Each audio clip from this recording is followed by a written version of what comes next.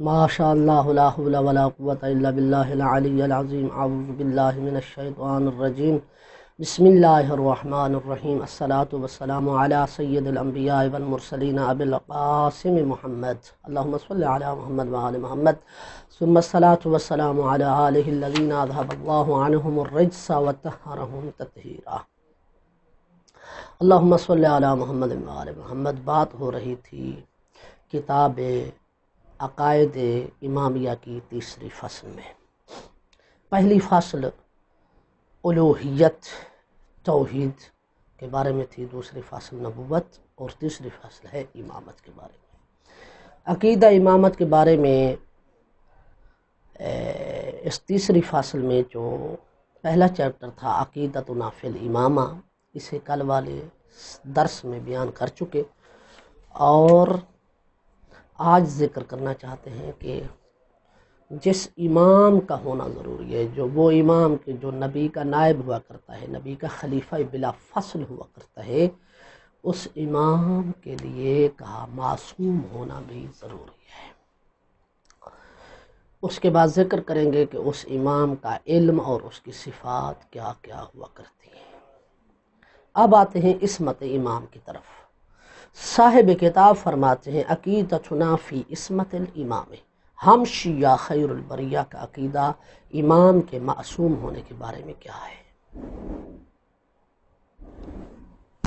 وَنَعْتَقِدُ، ہم شیعہ خیر البریہ اعتقاد رکھتے ہیں ان الامام کالنبی، امام نبی کی طرح ہوتا ہے، امامت کا عہدہ نبوت کے عہدے کی طرح ہوتا ہے، جس طرح نبی کے لیے معصوم ہونا شرط ہے اسی طرح امام کے لیے بھی معصوم ہونا شرط ہے۔ یجب ان یکون معصوما من جمیع الرذائل والفواحش، تو فرض ہے، واجب ہے کہ امام بھی تمام قسم کے برائیوں سے، تمام قسم کی فحشات، ہر وہ کہ جسے فحش کہا جاتا ہے، ہر وہ کہ جسے برا کہا جاتا ہے، ہر وہ کہ جسے گندا کہا جاتا ہے، ان تمام چیزوں سے امام کا معصوم ہونا شرط ہے۔ ما ظہر منہا وما بطن، کہتے ہیں کہ ان فواحش میں سے جو ظاہر ہوں یا جو چھپی ہوئی ہوں، دونوں، یعنی ایک مرتبہ ہوتا ہے کہ انسان کا جو ہے وہ ظاہر صاف ہوتا ہے لیکن باطن بہت میلا ہے، بہت گندا ہے، کہا امام کے لیے ظاہر بھی معصوم ہو، امام اور نبی کے لیے اس کا ظاہر بھی معصوم ہونا ضروری ہے اور اس کا باطن بھی معصوم ہونا ضروری ہے۔ دیکھا ہے ہم نے، اور ہم تک ایسے شواہد ملے ہیں، ہم تک ایسے جو ہے وہ مسائل پیش ہوتے ہیں کہ ایک شخص ہے کہ جو ظاہری طور پر بڑا نمازی ہے، روزے دار ہے، داڑھی الحمدللہ اس نے رکھی ہوئی ہے، ماتھے پر اس کے محراب ہے، ہاتھوں میں اس نے انگوٹھیاں پہنی ہوئی ہوتی ہیں، لیکن اس کے باوجود بعض ایسے اس کے اعمال ہوتے ہیں جو گھر میں اچھے نہیں ہوتے، العیاذ باللہ وہ گھر میں گناہ کرتا ہے، چھپ کر گناہ کرتا ہے۔ ابھی بھی کچھ عرصہ پہلے جو ہے وہ اس پشاور کے علاقے میں جو ہے ایک قضیہ پیش آیا کہ ایک پروفیسر ہیں، ماشاءاللہ بڑے باریش ہیں اور نمازی بھی تھے، سب کچھ تھے، ان کی تقریباً کچھ 60 سال عمر تھی، لوگ اس کے بارے میں غلط گمان بھی نہیں کر سکتے تھے، حاجی کیا الحاج سے الحاج، لیکن اس کے باوجود وہ جو اس نے جو ہے وہ سکول بنایا ہوا تھا لڑکیوں کا، اور اس طرح کو کسی لڑکی کے کیس میں جو ہے نا وہ بالآخر پکڑا گیا، اور بعد میں انکشاف ہوا کہ یہ اس طرح کے کام چھپ کر کرتا تھا۔ تو امام کے لیے معصوم ہونا ضروری ہے، ظاہری طور پر بھی اور باطنی طور پر بھی۔ من سن الطفولۃ الی الموت، کہا گود مہد سے لے کر قبر تک اس کا معصوم ہونا ضروری ہے، عمدن و سہون، نہ ہی وہ بھولے میں کوئی گناہ کر سکتا ہے اور نہ ہی جان بوجھ کر کرتا ہے، نبی ہو امام ہو تمام کے تمام اس صفت میں ایک ہے۔ کما یجب، اسی طرح واجب ہے یہ عقیدہ رکھنا کہ ان یکون معصوم من السہو والخطأ والنسیان، کہ امام نبی کی طرح معصوم ہوا کرتا ہے سہو سے، بھول چوک سے بھی، خطا کرنے سے بھی اور نسیان سے بھی۔ لأن الأئمة حفظۃ الشرع والقوامون علیہ. کیوں؟ امام کے لیے شرط ہے کہ وہ ہر قسم کی برائی سے پاک ہو، بھول چوک اور خطا سے پاک ہو. کیوں؟ اس لیے لأن الائمہ، کیونکہ ائمہ جو ہیں وہ شریعت کے محافظ ہیں، شریعت کو مضبوط کرنے والے ہیں. حالہم فی ذالک حال النبی، ان کا حال اس معاملے میں نبی والا حال ہے. والدلیل الذی اقتضانا ان نعتقد بعصمت الانبیاء، اور وہ دلیل کے جو ہمیں اس بات کا متقاضی کرتی ہے، اس بات کا وہ دلیل کہ جو ہم سے تقاضا کرتی ہے اس بات کا کہ ہم اعتقاد رکھیں انبیاء کے معصوم ہونے کا، ہوا نفسہ یقتضینا، وہی دلیل ہم سے اس بات کا تقاضا کرتی ہے ان نعتقد بعصمت الائمۃ بلا فرق، کہ ہم ائمہ علیہ السلام کے معصوم ہونے کا بھی اعتقاد رکھیں. نبی اور امام میں عصمت کے حوالے سے کوئی فرق نہیں ہے، کیونکہ یہ عہدہ جو ہے وہ عہدہ الہی ہے، اور عہدہ الہی جو ہے کبھی بھی ظالمین کو عطا نہیں ہوتا. اور جو ایک مرتبہ گناہ کر لینا، ایک مرتبہ جس سے گناہ ہو جائے تو وہ کیا ہوتا ہے؟ وہ ظالم بن جاتا ہے. اور اللہ نے قرآن کریم میں جناب ابراہیم کو فرما دیا لا ینال عہد الظالمین، یہ میرا عہدہ چاہے نبوت والا ہو یا امامت والا، جسے میں اپنا نمائندہ بنا کر بھیجتا ہوں نا، وہ کبھی ظالمین میں سے نہیں ہو سکتا. اور دوسری وجہ یہ بھی ہو سکتی ہے جو علماء فرماتے ہیں، علماء متکلمین، کہ اگر ہم نبی کو معصوم نہ جانیں، خدا نخواستہ، یا امام کو ہم معصوم نہ مانیں، یا قائل ہو جائیں کہ امام سے بھول چوک ہو جاتی ہے، امام سے نسیان ہو جاتا ہے، وہ بہت سی باتوں کو بھول جاتا ہے، بہت سے کام کرتے کرتے اس میں جو ہے وہ خلل اس میں آ سکتا ہے، بھول سکتا ہے، مثلا نماز کے درمیان بھول سکتا ہے، اسے سہو کہتے ہیں. نسیان ہو سکتا ہے کا مطلب ہے کہ اسے بہت سی چیزیں حفظ تھیں، اب وہ جو ہیں اسے حفظ نہیں رہیں، ٹھیک ہے نا، یا وہ خطا کر سکتا ہے. کہتے ہیں کہ اگر ہم اس بات کے قائل ہو جائیں تو پھر حجت قائم نہ رہے گی، تو پھر اس زمانے کا کوئی اور شخص کھڑے ہو کر یہ دعویٰ کر سکتا ہے کہ اس سے تو میں افضل ہوں، مجھے پیشوا اور امام مانو، مجھے رہبر مانو، میری اتباع کرو، اس لیے کہ وہ بھولتا ہے میں نہیں بھولتا، وہ خطا کرتا ہے میں خطا نہیں کرتا، وہ برائی کرتا ہے میں نہیں کرتا. تو اللہ سبحانہ و تعالی جو نے اپنے نمائندے کو اس لیے ہی معصوم بنا کر بھیجا، جو بھی خدا کی طرف سے نمائندہ ہوتا ہے وہ اس قسم کی رذائل اور اس قسم کی خباثتوں اور اس قسم کی مشکلات سے پاک و پاکیزہ ہوتا ہے، تاکہ اس زمانے کا کوئی شخص یہ دعویٰ نہ کرے کہ میں اس سے افضل ہوں. لیس علی اللہ بمستنکر ان یجمع العالم فی واحد، اللہ کے لیے یہ کوئی بڑی بات نہیں ہے کہ وہ ایک عالم، پورے عالم کو ایک ہی شے میں جمع کر دے. تو لہذا آپ یہ کہیں کہ نہیں ایسا نہیں ہو سکتا کہ نبی معصوم ہو اور امام بھی معصوم ہو، دونوں ایک ہی مرتبہ معصوم ہو، یہ کیسے ہو سکتا ہے؟ خدا جو ہے وہ جس طرح عہدہ نبوت پر فائز نبی اور رسول کو معصوم بنا سکتا ہے، اسی طرح خدا جو ہے وہ عہدہ امامت پر فائز اپنے نمائندے کو بھی عصمت عطا کر سکتا ہے. اور اہل بیت اطہار وہ ہیں، ائمہ علیہ السلام وہ ہیں کہ جن کی عصمت و طہارت کی گواہی خود قرآن نے دی ہے، انما یرید اللہ لیذھب عنکم الرجس اہل البیت ویطہرکم تطہیرا. تو معلوم ہوا کہ ہم شیعہ خیر البریہ اس بات کا عقیدہ رکھتے ہیں کہ جناب رسول خدا اپنی زندگی ہی میں ہدایت کا انتظام فرما کر گئے، اپنے خلفاء کا تعین فرما کر گئے، اپنے نائبین کا تعین فرما کر گئے، کہ جو نائبین، جو خلفاء امت مسلمہ کے لیے امام ہیں، رہبر ہیں، پیشوا ہیں، کوئی مانے تب بھی وہ امام ہیں، کوئی نہ مانے تب بھی وہ امام ہیں، کوئی ان کی اتباع کرے تب بھی وہ امام ہے، کوئی ان کی اتباع نہ کرے تب بھی وہ امام ہے، کوئی انہیں خلافت کی کرسی پر بٹھائے تب بھی وہ امام ہے، کوئی نہ بٹھائے تب بھی وہ امام ہے، تب بھی وہ رہبر ہے، تب بھی وہ پیشوا ہے، تب بھی وہ نبی کے نائب ہیں، نبی کے خلیفہ ہیں، نبی کے جانشین ہیں، اور جو بھی نبی کا نائب ہوتا ہے، نبی کا خلیفہ ہوتا ہے، نبی کا جانشین حق ہوتا ہے، لوگوں کا امام اور پیشوا ہوتا ہے، خدا کی طرف سے بن کر آتا ہے، اس کا معصوم ہونا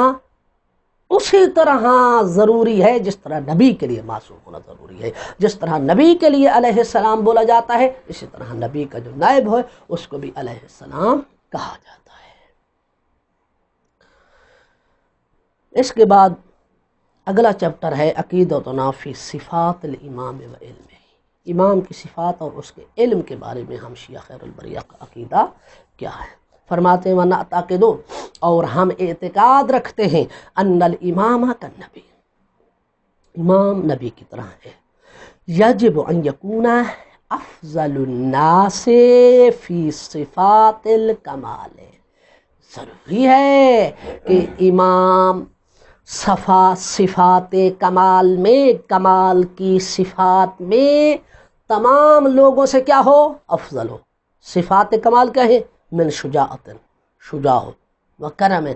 کرم ہو، و عفت، پاک دامن ہو، و صدق، سچا ہو، و عدل، عدل کرنے والا ہو، و من تدبیر، اور امور کو بڑے احسن انداز سے نبھانے والا ہو، و عقل، عقل مند ہو، و حکمت، اور حکیم ہو، و خلق، اور اخلاق کا پیکر ہو۔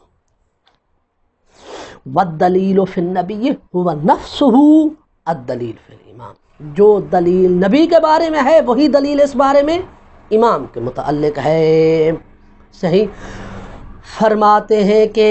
یہ تمام صفات کمال، شجاعت ہے، کرم ہے، عفت ہے، صدق ہے، عدل ہے، تدبیر ہے، عقل ہے، حکمت ہے، خلق ہے، یہ تمام کی تمام صفات نبی پاک کے 12 کے 12 خلفاء علی سے لے کر ہادی مہدی تک، کہ جن میں سے پہلے علی ہیں، دوسرے حسن ہیں، تیسرے خلیفہ حسین ہیں، چوتھے جناب محمد باقر ہیں،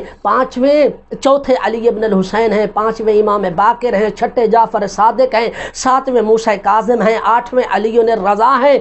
9ویں محمد تقی ہیں، 10ویں علی نقی ہیں، 11ویں حسن عسکری ہیں، اور 12ویں ہادی مہدی صاحب آخر الزمان ہے۔ ان تمام میں یہ صفات کمال بدرجہ اتم موجود ہیں،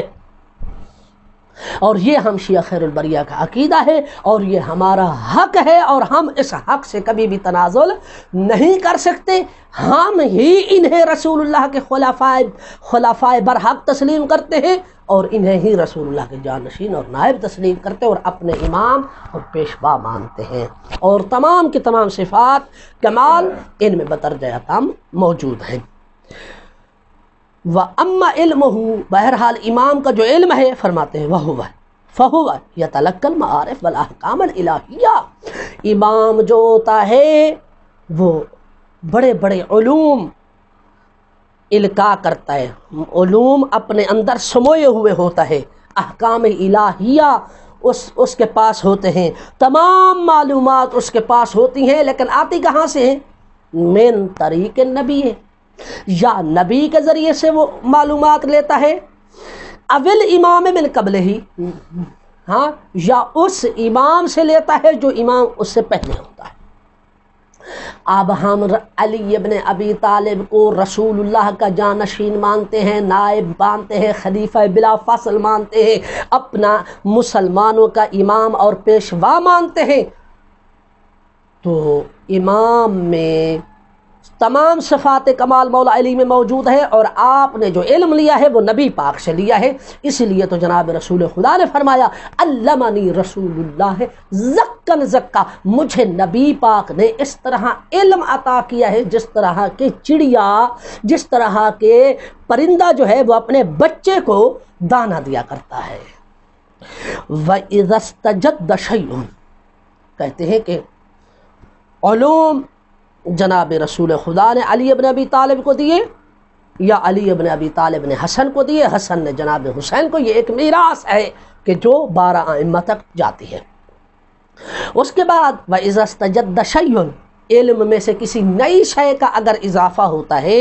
تو کیسے ہوتا ہے؟ لا بد ان يعلمه من طریق الالہام بالقوۃ القدسیۃ التي اودعها اللہ تعالی فیہ. تو کسی نئے شے کا جو علم ہوتا ہے، کسی نئی شے کا علم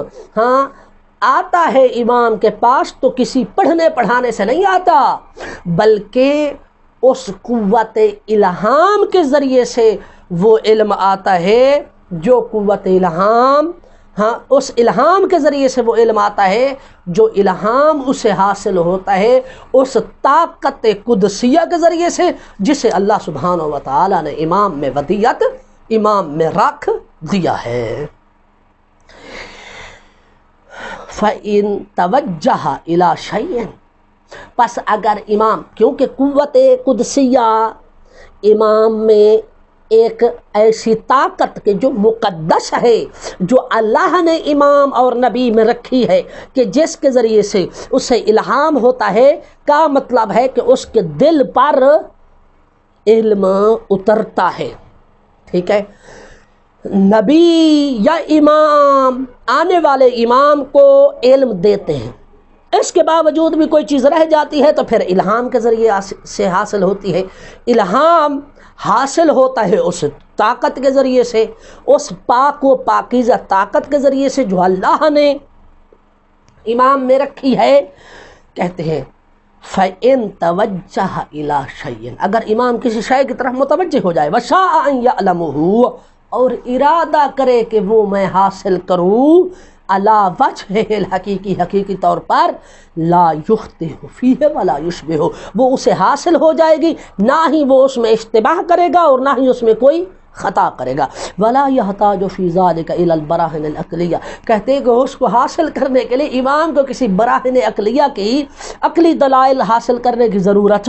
نہیں ہوتی. ولا الی تلقینات المعلمین، اور نہ ہی معلمین سے علم حاصل کرنے اور تلقین حاصل کرنے کی ضرورت ہوتی ہے. وَإِن كَانَ عِلْمُهُ قَابِلًا لِلزِّيَادَةِ وَالِاسْتِدَادِ، اگرچہ کہ نبی ہو یا امام ہو، اس کا علم اس قابل ہے کہ اس میں زیادتی ہوتی رہے، اس کا علم بڑھتا رہے. اسی وجہ سے لذا قال صلی اللہ علیہ وآلہ وسلم فی دعائہ، اسی طرح جناب رسول خدا بھی اپنی دعا میں یہ کہا کرتے تھے، رب زدنی علما، اے میرے رب میرے علم میں اضافہ کرتے. جبکہ آپ عالم بن کر اس دنیا میں آئے تھے، اسی طرح امام جو ہے وہ عالم بن کر اس دنیا میں آتا ہے، پھر اس علم کو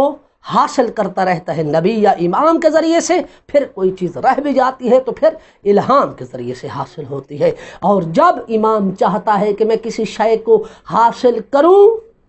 یہ ایک عقیدہ ہے ہمارے جو شیعوں میں جو ہے یہ راسخ ہے، اس کی طرف متوجہ کرتا جاؤں کہ بھائی امام جو ہے،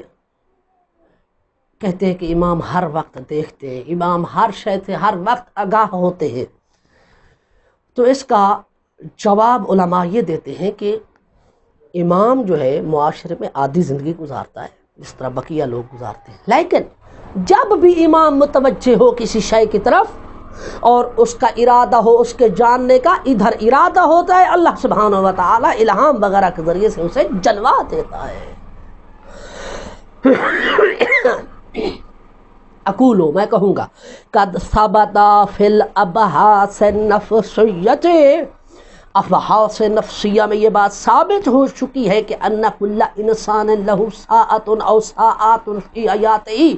کہ ہر انسان کے زندگی میں چند ایک گھڑیاں یا ایک لحظہ ایسا آتا ہے، قد یعلم فیہا ببعض الاشیاء من طریق الحدث، حدث یعنی ایک قوت کا نام ہے، اس قوت حدث کے ذریعے سے وہ بعض اشیاء کو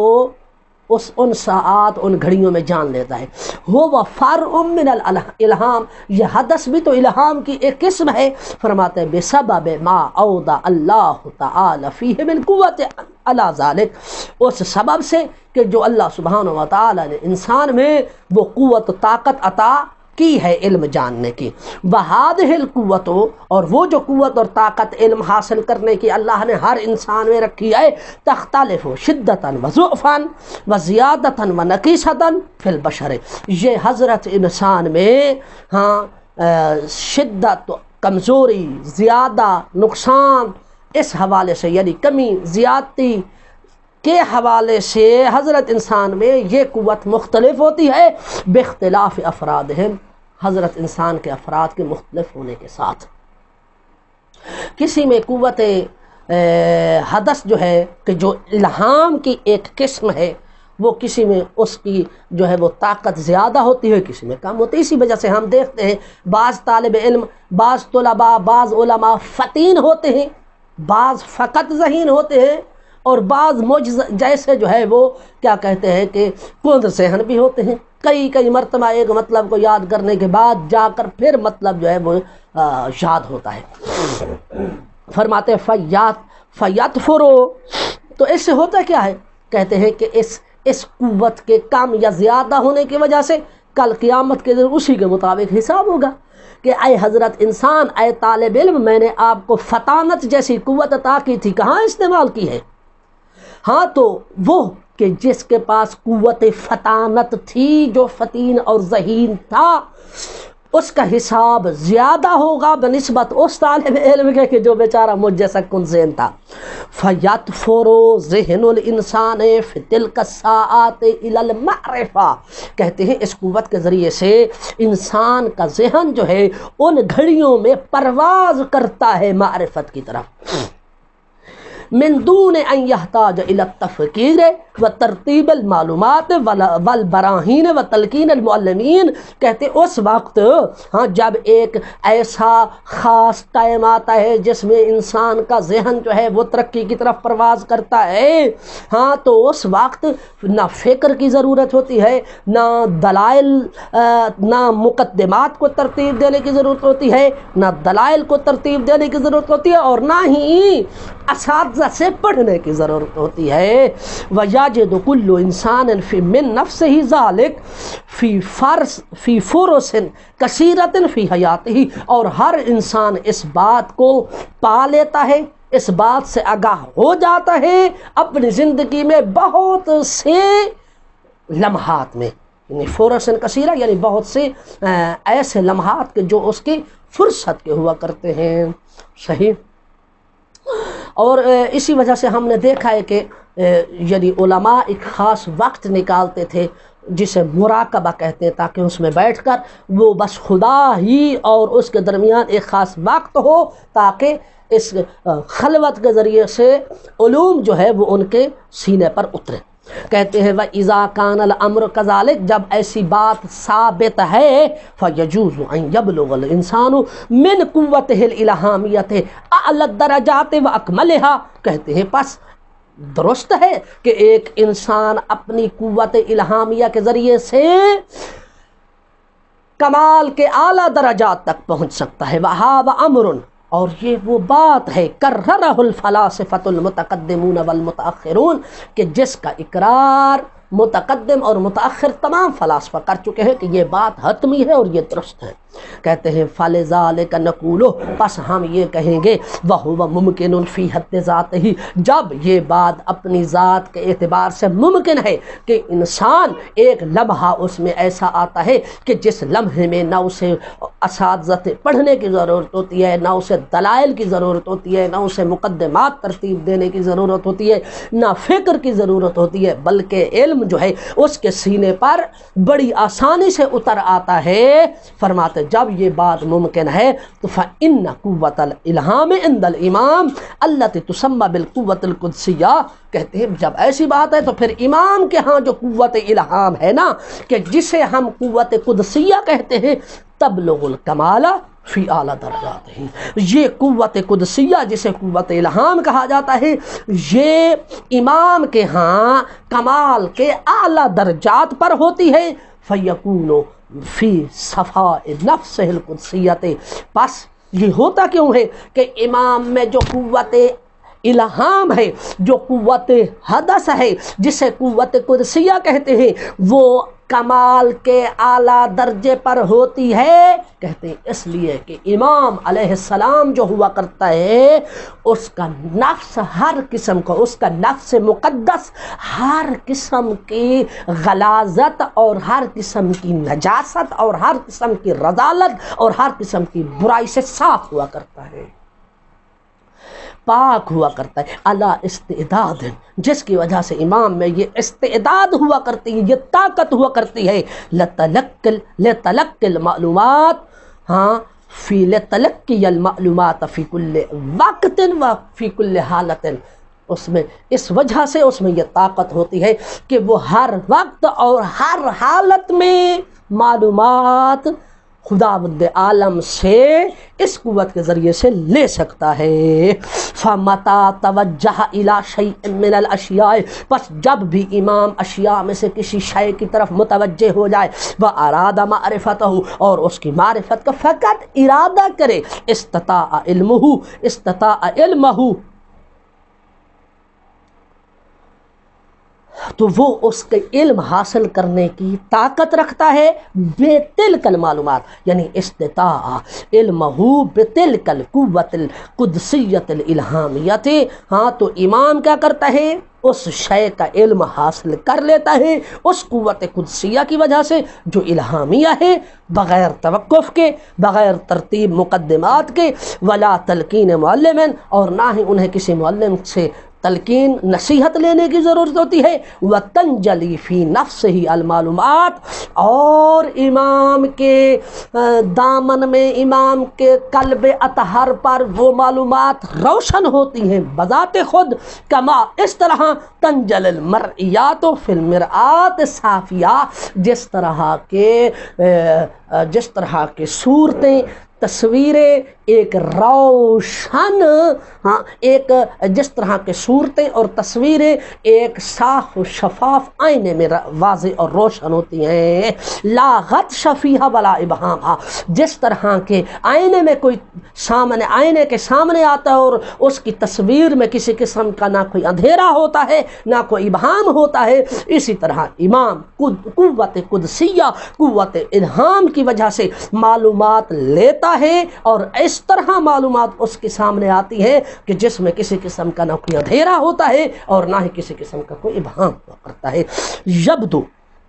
واضحا ھذا الامر فی تاریخ الائمہ، کہتے ہیں یہ بات آئمہ کی تاریخ میں واضح طور پر ظاہر ہوتی ہوئی نظر آتی ہے کہ نبی، جس طرح کے جناب نبی علیہ الصلوۃ والسلام حضرت محمد مصطفیٰ صلی اللہ علیہ وآلہ وسلم ہیں، فإنہم، جناب رسول خدا ہو، آئمہ علیہ الصلوۃ والسلام ہو، ان کی تاریخ اٹھا کر دیکھ لیں، لم یتربوا علی عہد، کسی ایک کے سامنے انہوں نے تربیت حاصل نہیں کی ہے، ولم یتعلموا علی ید معلم، کسی تعلیم دینے والے کے سامنے بیٹھ کر انہوں نے تعلیم حاصل کی ہی نہیں ہے، من مبدأ طفولتہم الی سن الرشید، بچپن سے لے کر بالغ اور راشد ہونے تک کبھی کسی نبی اور امام نے تعلیم حاصل نہیں کی، حتی القراءۃ والکتابہ، یہاں تک کہ لکھنا پڑھنا بھی کسی سے ثابت نہیں ہے، وَلَمْ يَثْبُتْ عَنْ أَحَدٍ، اور کسی ان میں سے کسی ایک کے لیے بھی یہ بات ثابت نہیں ہے، أَنَّهُ دَخَلَ الْكَتَائِبَ أَوْ تَلَمَّزَ عَلَى يَدِ أُسْتَاذٍ فِي شَيْءٍ مِّنَ الْأَشْيَاءِ، کہ لکھانے والے، ہاں لکھانے والے، لکھنا سکھانے والے امام کے پاس آئے ہوں یا نبی کے پاس آئے ہوں، یا امام یا نبی نے کسی استاد کے ہاتھ پر کوئی چیز جو ہے سیکھی ہو، نہیں، کوئی اس قسم کی بات ثابت تاریخ میں نہیں ہے، ما لہم من منزلۃ علمیۃ لا تجارہ، اس کے باوجود بھی ان کا ایسا علمی مقام ہے، ایسی علمی منزلت ہے ان کی، لا تجارہ، کہ جس کا کوئی حساب نہیں لگایا جا سکتا۔ وما سئلوا عن شيء الا اجابوا علیہ فی وقتہ، کہتے ہیں جب بھی آئمہ علیہ الصلوۃ والسلام سے، انبیاء اور آئمہ سے جب بھی سوال کیا گیا ہے انہوں نے جواب دیا ہے اسی وقت، ولم تمر علی السنتہم کلمۃ، ائمہ علیہم الصلاۃ والسلام ہو جائیں، نبی اکرم ہو جائیں، ما سبق انبیاء ہو جائیں، ہم سے عقیدہ رکھتے ہیں شیعہ خیر البریہ کہ ان کی زبان پر کوئی ایسا کلمہ گزرا ہی نہیں ہے لا ادری کے جس میں وہ کہیں کہ ہم نہیں جانتے، یعنی لم تمر کلمۃ لا ادری علی السنتہم، ان کی زبان پر کلمہ لا ادری جاری نہیں ہوا۔ ہم کہہ دیتے ہیں نا لا ادری، میں نہیں جانتا، میں دیکھ کر بتاؤں گا، لیکن کبھی نبی اکرم ہو یا ائمہ علیہم الصلوۃ والسلام ہو یا نبی اکرم سے پہلے جتنے بھی انبیاء گزرے ہیں ان کی زبان سے لا ادری جاری نہیں ہوا، کیونکہ انہوں نے تعلیم ہی خدا سے حاصل کی ہے۔ ولا تعجیل الجواب فی المراجعہ، ائمہ کی یہ سیرت رہی ہے، کبھی بھی جواب دینے میں وہ کبھی مراجعہ کرنے کی غرض سے، رجوع کرنے کی غرض سے انہوں نے جواب میں تاخیر نہیں کی ہے، اب تأمل اب نحو ذالک، یا غور و فکر یا اس کے علاوہ اور کوئی اس طرح کی یعنی کہ میں کتاب میں دیکھوں گا یا میں دیکھ کر بتاؤں گا، اس طرح کے حوالے سے کبھی بھی امام نے جواب دینے میں تاخیر نہ کی۔ ہاں ایک اور مسئلہ ہو سکتا ہے کہ کسی دشمن کے پاس بیٹھے ہیں، ظالم حکومت کا زمانہ ہے، کوئی طاغیہ ہے، کوئی جاسوس بیٹھا ہوا ہے، تو امام نے اس کا جواب دینے میں تاخیر کی، یہ علیحدہ بات ہے، لیکن کبھی امام نے اس حوالے سے تاخیر نہیں کی کہ میں مراجعہ کروں گا، میں فلاں کتاب میں دیکھوں گا، میں غور و فکر کروں گا اور پھر آپ کو جواب دوں گا۔ امام یا نبی سے ایسا جاری نہیں ہوتا ہے۔ فیہینا انکا لا تجد شخصا مترجما، جبکہ آپ نہیں پائیں گے کوئی ایسے شخص کو مترجمن لہو من فقہاء الاسلام، کہ جو فقہاء اسلام میں سے جس کی شخصیت جو ہے کیا ہو، ہاں فیہینا جبکہ انکا لا تجد شخصا مترجما او مترجمن لہو من فقہاء الاسلام، کہتے ہیں کہ نہیں پائیں گے ایسے شخص کو کہ جو اسلام کے فقہاء میں سے کوئی ترجمان ہو دین آل محمد کا، و رواتہ و علمائہ، ہاں اور اسلام کے جو راوی ہیں، اسلام کے جو علماء ہیں، علماء اسلام ہوں، علماء روات ہوں، فقہاء اسلام میں سے کوئی جو ہے وہ کسی کی آپ شخصیت دیکھنا چاہتے ہیں، الا نہیں پائیں گے، الا ذکرت فی ترجمتہ ہی، مگر یہ کہ اس کی حیات طیبہ میں سے ہاں ذکر ہوا ہوگا تربیت ہو، اس کی تربیت، و تلمذتہ علی غیرہ، اور ذکر ہوا ہوگا کہ وہ فلاں نے کسی اور کے پاس پڑھا، وَأَخْذُهُ الروایات اب العلم علی المعروفین، اور ذکر ہوا ہوگا اس کی سمان حیات میں سے کہ اس نے روایت یا علم جو ہے فلاں فلاں معروف فقہا سے لی ہے، وتوقفہ فی بعض المسائل، یہ اس کی سوان حیات میں گزرا ہوگا کہ اس نے فلاں عالم نے جو ہے بعض مسائل میں توقف کیا تھا، وشکہ فی کثیر من المعلومات، بعض معلومات، بہت سی معلومات ایسی تھی کہ جن میں اس نے شک کیا، کعادت البشر فی کل عصر و مصر، یہ ایسے یہ تو ہر حضرت انسان، ہر بشر کی جو ہے وہ ہر زمانے میں اور ہر شہر میں یہ عادت رہی ہے، اس کا کوئی انکار نہیں کرتا، ٹھیک ہے نا۔ تو یہاں پر کلمہ گزرا ہے لا تجد شخصا مترجما لہو، یعنی فقہاء اسلام میں سے کسی ایسے شخص کو نہیں پائیں گے کہ جس کی سوان حیات، مترجم یعنی سوان حیات کہا جاتا ہے، کہ جس کی سوان حیات لکھی گئی ہو اور اس کے روات اور علماء ذکر کیے گئے ہوں، مگر یہ کہ یعنی اسلام کے جو علماء ہیں، اسلام کے جو روات ہیں، فقہاء اسلام ہیں، ان تمام کی سوان حیات میں جو ہے یہ واضح طور پر ملتا ہے کہ انہوں نے فلاں سے تربیت لی، فلاں کے شاگرد بنے، فلاں سے روایت لی، فلاں سے علم لیا، بعض مسائل میں توقف کیا، بعض میں شک کیا، بعض میں جو ہے وہ بہت سی معلومات میں انہیں اشتباہ ہوا۔ یہ تو ہر انسان کی، ہر شہر اور ہر کیا کہتے ہیں زمانے کی ایک سیرت جو ہے وہ جاری ہے، جبکہ آئمہ علیہم الصلوۃ والسلام ہو، نبی اکرم ہو، اور اس کے علاوہ بقیہ جو انبیاء ہیں جو اللہ سبحانہ و تعالیٰ کے نمائندگان ہیں، ان میں ایسی بات نہیں پائی جاتی۔ والحمدللہ رب العالمین۔